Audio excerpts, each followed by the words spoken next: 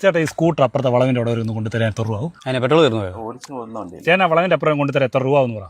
ഒരു 10-200 മീറ്റർ അല്ലേ ഉള്ളൂ, എനിക്ക് കൊണ്ടുപോയാൽ പോരെ. ചേട്ടാ റേറ്റ് എത്രയാവും പറ.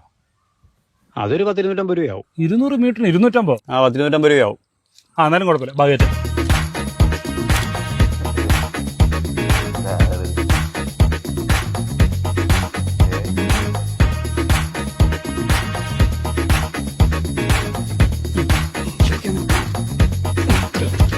പിടിച്ചോണേ.